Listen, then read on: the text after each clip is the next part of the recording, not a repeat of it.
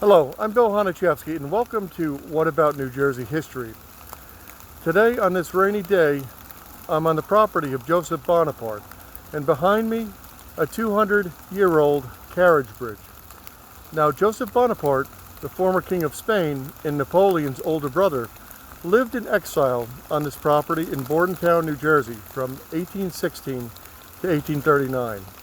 Now, he left for Europe in 1832, but only got as far as England, so he returned in 1835. He tried again in 1837, but had less success. He finally left in 1839 to settle his daughter's estate in Florence, Italy.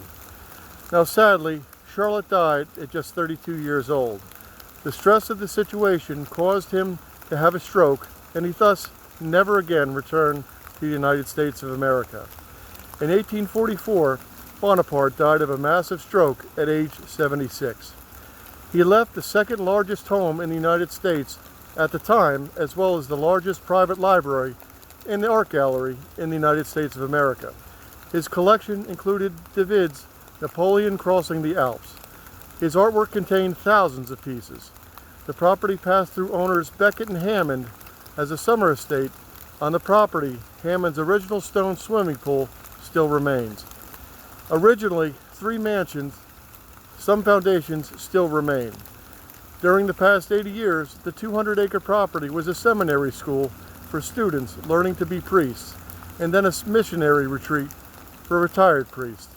Now, sadly, since the organization had been losing money for years, they decided to sell the property. Now, of course, developers came out of the woodwork and proposed housing developments, strip malls, and even warehouses. Now, one of the trees on site was from the Lewis and Clark expedition. There was a strong possibility any development would have wiped out most of the historic trees on the property.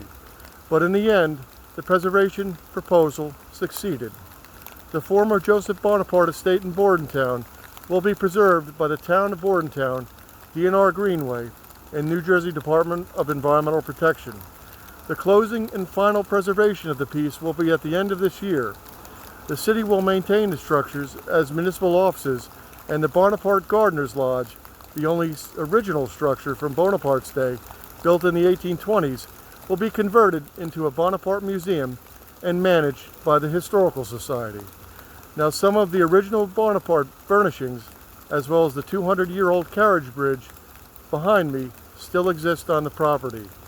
Historic preservation can happen in New Jersey.